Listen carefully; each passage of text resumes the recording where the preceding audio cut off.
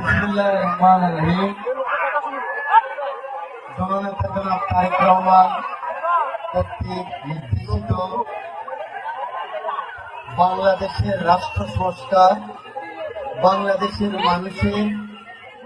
গরিব দুঃখী মেহনতি নারী শিশু আবাল বৃদ্ধ বনিতার যে আকাঙ্ক্ষার বাংলাদেশ, সেই বাংলাদেশ তৈরি করার লক্ষ্যে ৩১ দফার যে সংস্কার প্রস্তাব, সেই প্রস্তাব উপলক্ষে আজকে এই চর পোড়াগাছা ইউনিয়নে ১ নম্বর ওয়ার্ডের উঠোন বৈঠকে রামগতি উপজেলার সংগ্রামী আহ্বায়ক ডাক্তার জামাল উদ্দিন, আপনাদের সুখে দুঃখের বিশেষ করে আমাদের জামাল উদ্দিন বন্যার সময় অসুস্থ ছিলেন ঢাকায়। সেই মুহূর্তে এই পাশের ইউনিয়নের সাবেক চেয়ারম্যান সেক্রেটারি জনাব সিরাজ মিয়া আমার নেতা কর্মীদেরকে নিয়ে আপনাদের এখানে কাজ করছেন। উপস্থিত আছেন আজকের সভার সভাপতি আমাদের প্রিয় কাদের মাস্টার, সদস্য সচিব, আমাদের এই এলাকার এখন সবচেয়ে প্রবীণ এবং মুরব্বী আজিজ কাকুর ছেলে ফিরাল,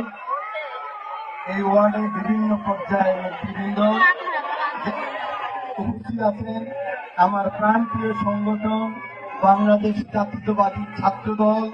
যুব দল, স্বেচ্ছাসেবক দল, শ্রমিক দল, কৃষক দল, মৎস্যজীবী দল, ওলেমা দল, মহিলা দলের নেতৃবৃন্দ, আমি নাম নিলাম না, আমার নেতৃবৃন্দ সবাই উপস্থিত আছেন এখানে,